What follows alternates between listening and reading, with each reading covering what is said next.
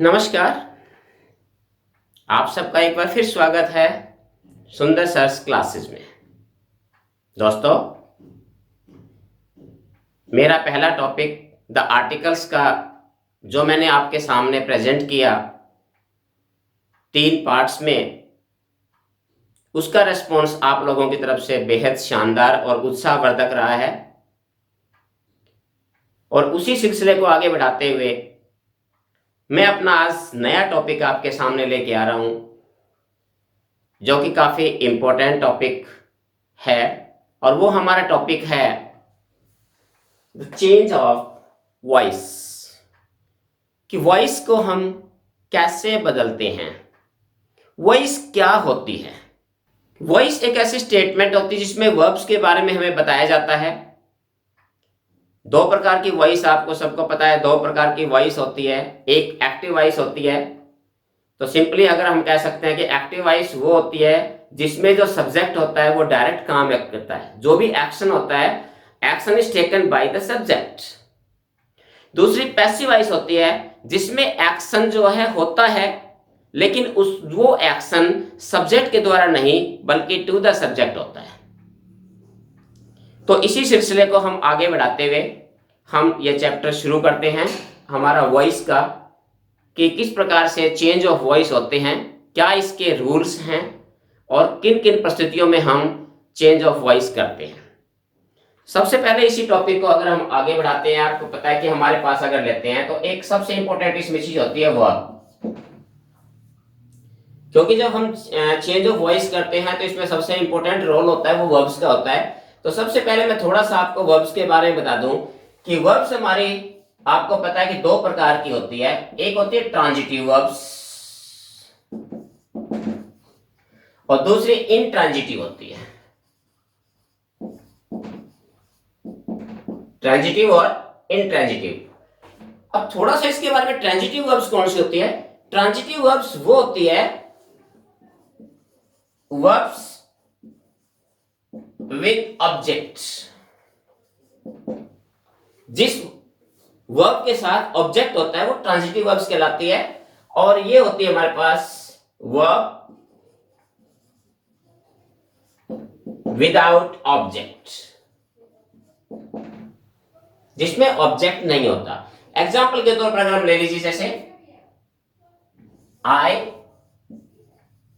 Play cricket. अब इस sentence में ये जो वर्ब है, इस वर्ब के साथ जो क्रिकेट है ये ऑब्जेक्ट है।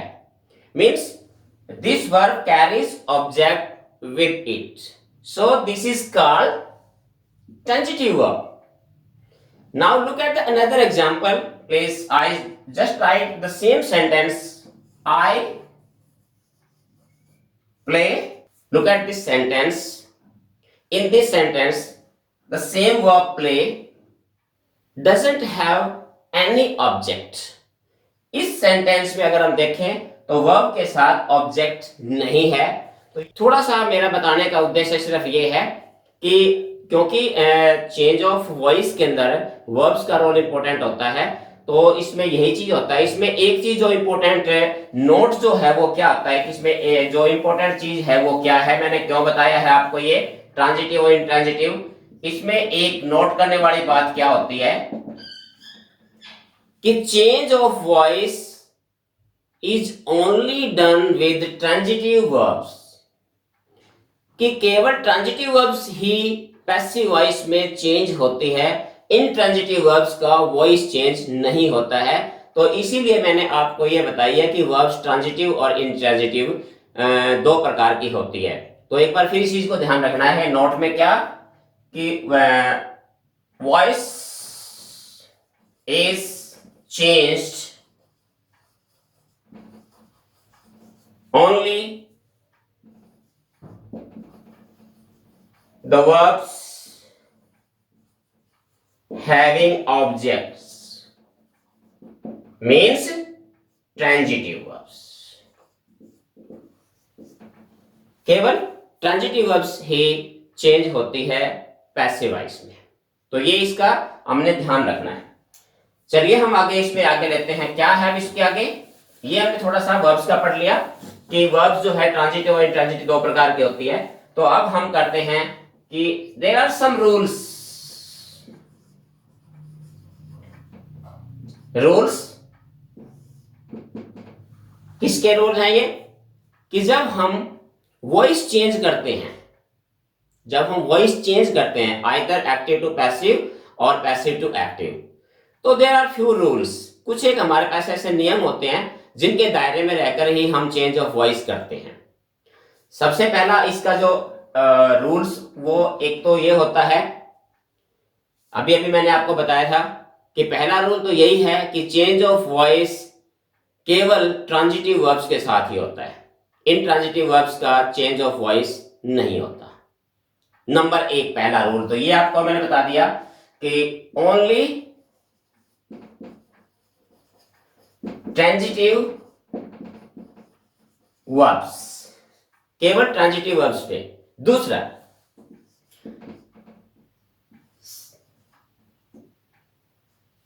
Yes we can say object, object of active voice, ध्यान करना इसमें, ऑब्जेक्ट ऑफ एक्टिव वॉइस, जो एक्टिव वॉइस के अंदर ऑब्जेक्ट होता है, it works as subject in passive voice.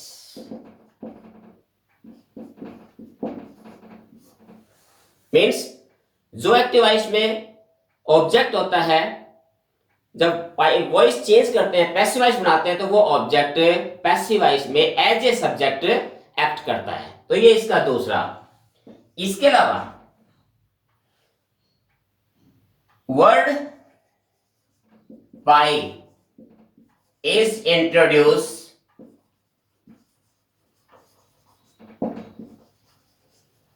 Before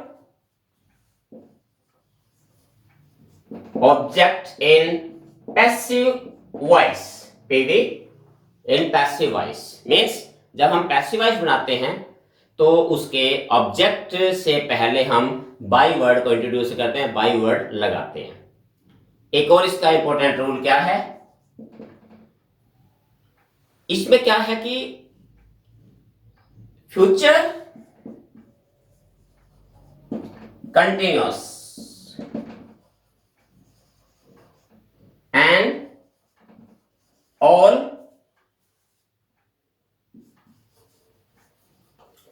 perfect continuous, perfect continuous जितने भी हमारे इसमें क्या है कि एक तो फ्यूचर कंटिन्यूअस और जितने भी परफेक्ट कंटिन्यूअस टेंस यानी तीनों, present perfect continuous, past perfect continuous और फ्यूचर परफेक्ट कंटिन्यूअस, ये चार हमारे पास ऐसे टेंस होते हैं जो कि पैसिव वॉइस में चेंज नहीं होते। इनका भी ध्यान इसमें रखना है क्योंकि ये चीजें जो है वो ये चार हमारे पास ऐसे पार्ट होते हैं जो उसमें चेंज नहीं होते। इसके अलावा एक और इंपॉर्टेंट रूल इसमें क्या है, always used third form of the verb, means past participle. ये ध्यान रखना है, एक इंपॉर्टेंट इस चीज को हमेशा याद रखना है। चाहे कोई भी टेंस आप यूज कर रहे हैं, चाहे किसी भी टेंस के सेंटेंस को आप पैसिव वॉइस में चेंज कर रहे हो, हमेशा आपने ये बात याद रखनी है कि हमेशा वर्ब की third form means past participle ही यूज होता है हर प्रकार के टेंस में। ये चीज को हमेशा मेंशन रखना है आपने। इसके अलावा अगर किसी भी सेंटेंस में दो ऑब्जेक्ट अगर आ जाए, अगर किसी भी सेंटेंस में अगर दो ऑब्जेक्ट अगर आ जाते हैं तो दोनों ऑब्जेक्ट में से आप किसी भी ऑब्जेक्ट को एज ए सब्जेक्ट यूज कर सकते हैं। ये भी इस चीज को ध्यान रखना है कि दोनों अगर दो ऑब्जेक्ट हैं, दो ऑब्जेक्ट में से आप किसी भी ऑब्जेक्ट को आप पहले यूज कर सकते हैं। तो ये कुछ एक हमारे रूल्स थे जो रिलेटेड थे हमारे चेंज ऑफ वॉइस से, कि किस प्रकार से वॉइस चेंज करते समय कुछ छोटे जो कुछ एक हमारे रूल्स हैं जिनका हमें ध्यान में रखना है। अब इसका हम अगला जो इसका पार्ट लेते हैं वो क्या है कि अब हम इसमें देखते हैं चेंज ऑफ टेंस।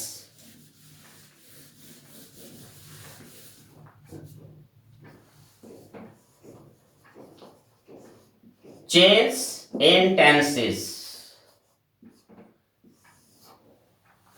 ये सबसे इंपॉर्टेंट जो है पॉइंट है, इसका ध्यान से, इसको थोड़ा सा अपने ध्यान से सुनना है, देखना है। चेंज ऑफ टेंसेस में क्या है कि कौन सा टेंस किस में बदल जाता है। ये एक टेबल सी है, मैं आपके सामने एक टेबल बनाऊंगा मैं, और उस टेबल के माध्यम से आपने तरफ ये ध्यान रखना है कि कौन सा टेंस किस में चेंज हो जाता है। एक तरफ मैं लिखता हूं एक्टिव वॉइस,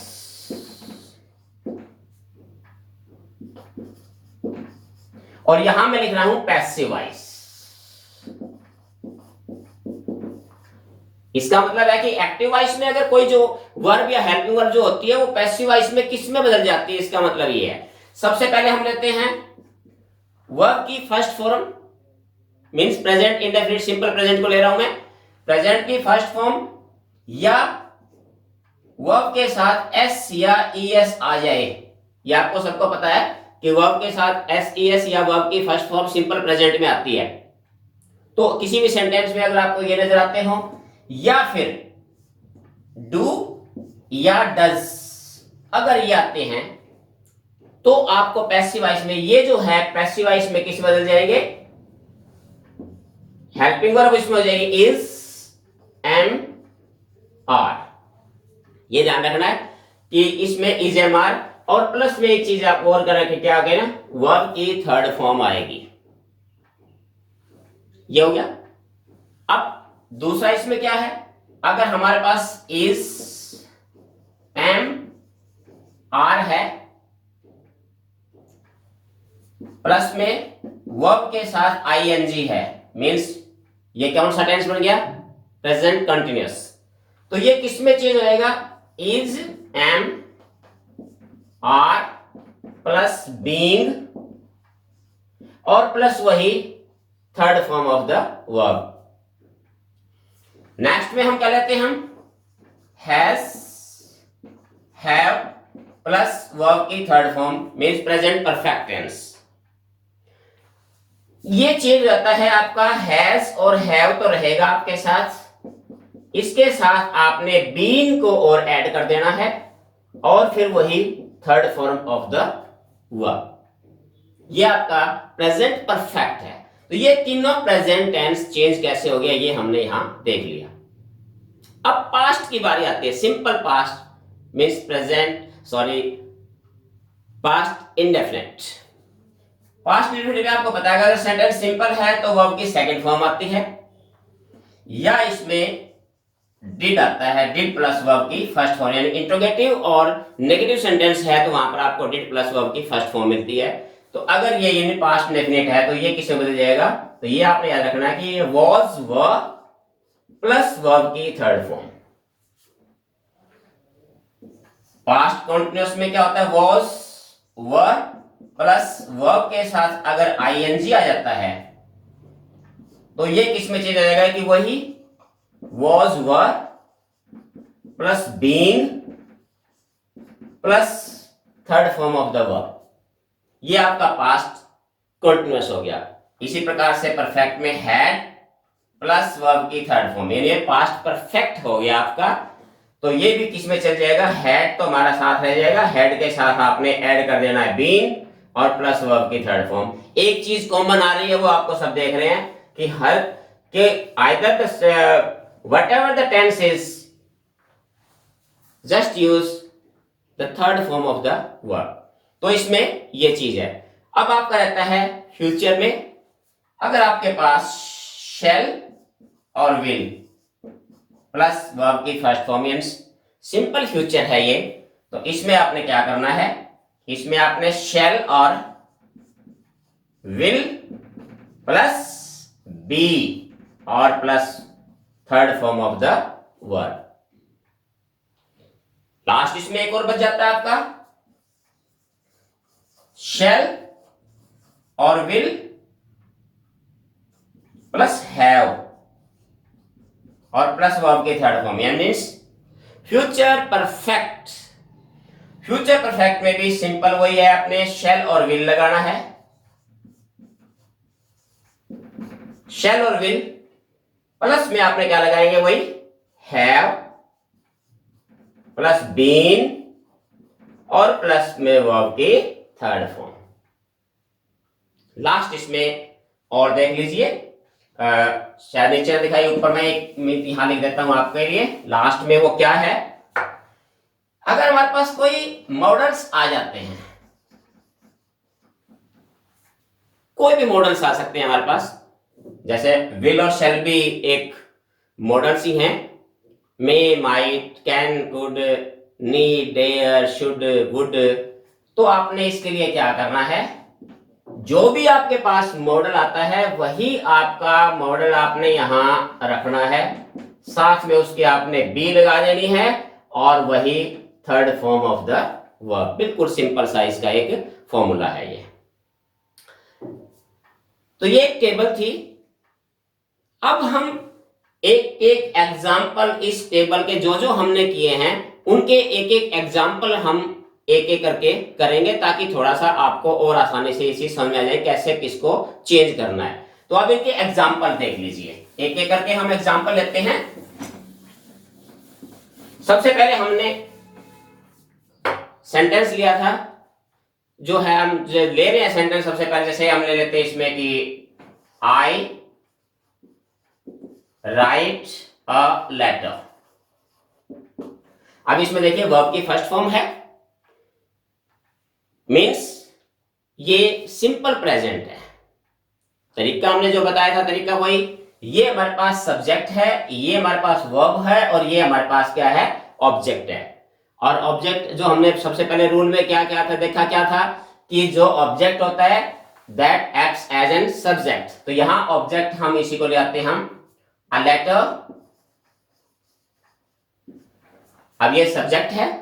इसके बाद हमने यहां क्या लगाना था कि फर्स्ट फॉर्म अगर वर्ब की होती है तो किस में चेंज होता है, हमने देखा था कि इज एम आर में चेंज होता है। और इज एम आर जो होता है, जो हेल्पिंग वर्ब जो वर्ब होती है, वो हमेशा सब्जेक्ट के नंबर और पर्सन के अनुसार चेंज होती है, number and person of the subject. अब ये हमारे पास अ लेटर सिंगुलर है, तो सिंगुलर है तो यहां हम इसके साथ लगा देंगे is. A letter is third form of the verb written, return. और हमने ये भी कहा था कि ऑब्जेक्ट से पहले हमने बाई वर्ड पुट करना है, बाई। अब यहां आई जो है ये क्या है, सब्जेक्ट है, सब्जेक्टिव केस है एक्टिव वॉइस में। लेकिन क्योंकि यहां सब्जेक्ट अ लेटर है, तो अब यहां पर ये जो आई है ये ऑब्जेक्ट के रूप में काम करेगा। तो ऑब्जेक्ट के रूप में काम करेगा तो इसका हमें ऑब्जेक्टिव केस लगाना पड़ेगा। ऑब्जेक्टिव केस क्या होता है, आई का मी और पीछे फुल स्टॉप, ये आपका चेंज हो जाता है सिंपल का। कंटिन्यूअस का एग्जांपल अगर हम लेकर देखें,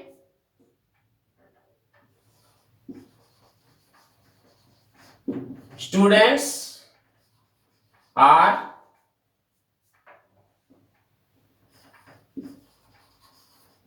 प्लेइंग क्रिकेट। अब इसमें ये are plus I N G means present continuous tense है। अब इसमें ये सब्जेक्ट है, वही ये ऑब्जेक्ट है, ऑब्जेक्ट को हम इधर उठा के लाएंगे तो क्रिकेट। अब क्रिकेट क्योंकि सिंगुलर सब्जेक्ट हो गया, हमारे पास सब्जेक्ट बन गया, ये सिंगुलर है, तो सिंगुलर है तो इसमें हम लगाएंगे इज। अब क्योंकि ये इज एम आर और आईएनजी के साथ मैंने बताया था कि बीइंग हमने और जोड़ना है, तो क्या लगा देंगे इसमें हम, is being.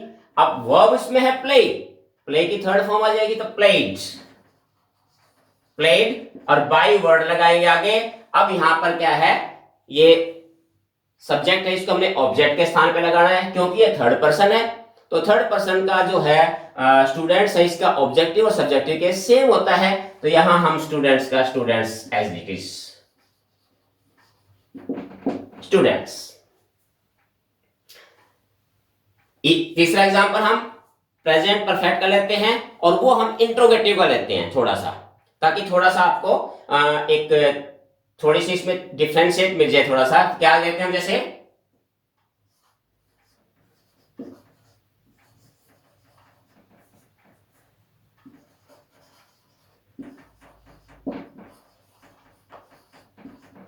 Have you won the race. अब ये देखिए हमने देखना हैव प्लस थर्ड फॉर्म में, इट मींस ये प्रेजेंट परफेक्ट है। और इसके अंदर भी थोड़ा सा यही ध्यान रखना है, इंट्रोगेटिव सेंटेंस में भी क्या करना है कि स्ट्रक्चर जो सेंटेंस की होती है वो एज इट इज रहती है, चाहे वो एक्टिव वॉइस हो चाहे पैसिव वॉइस हो। मींस ये हेल्पिंग वर्ब है, सब्जेक्ट है, वर्ब है, ऑब्जेक्ट है, इसको हम चेंज करेंगे पैसिव वॉइस में तब भी हेल्पिंग वर्ब की जगह हेल्पिंग वर्ब, सब्जेक्ट की जगह सब्जेक्ट, वर्ब की जगह वर्ब और ऑब्जेक्ट की जगह ऑब्जेक्ट आएगा। मींस स्ट्रक्चर के साथ हम छेड़खानी नहीं कर सकते। तो इसमें क्या करना है, क्योंकि ये हमारे पास इंट्रोगेटिव है, सबसे पहले इसमें हेल्पिंग वर्ब आएगा। और आपको पता है हेल्पिंग वर्ब हमेशा किसके अकॉर्डिंग लगता है, सब्जेक्ट के अनुसार। अब इसमें चेंज करें वॉइस से, इसको पैसिव वॉइस में बदलेंगे, सब्जेक्ट हमारे पास क्या बन जाएगा, the race.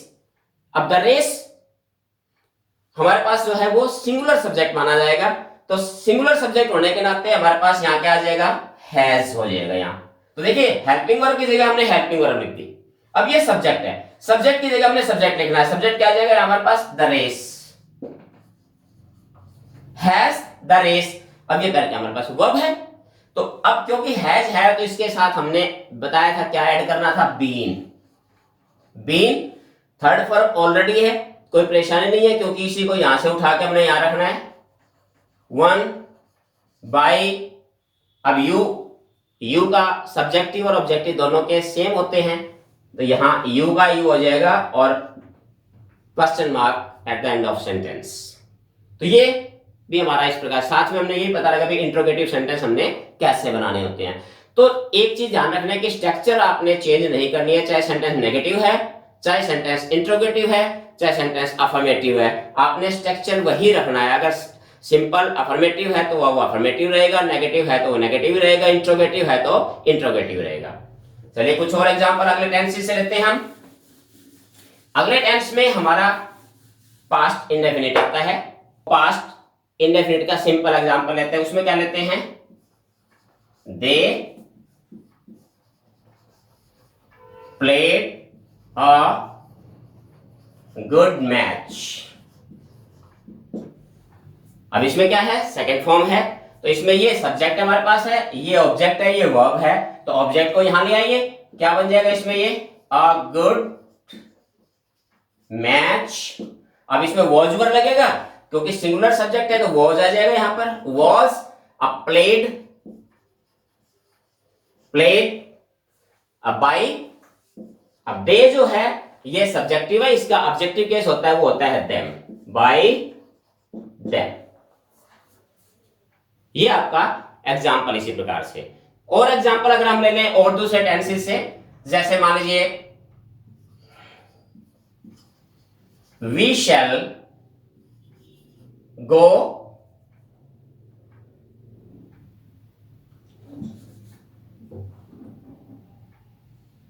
we shall buy a new car।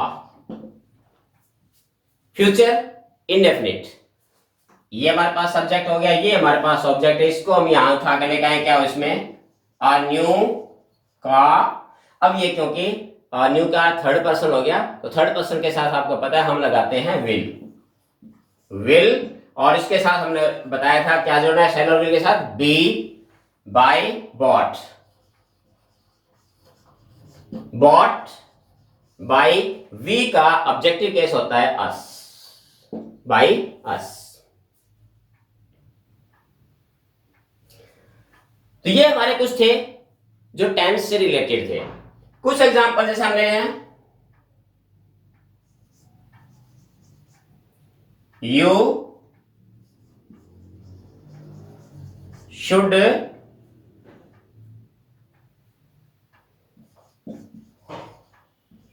Speak the truth.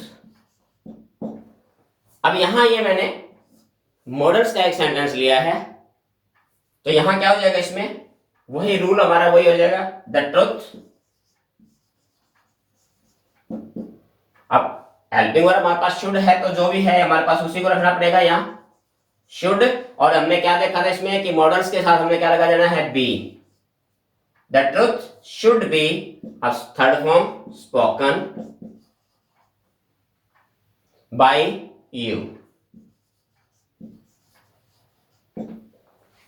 तो यही एग्जाम्पल्स है हमारे चेंज ऑफ टेंसेस के हिसाब से कि हम टेंस जो है के अनुसार हम किस प्रकार से चेंज करेंगे।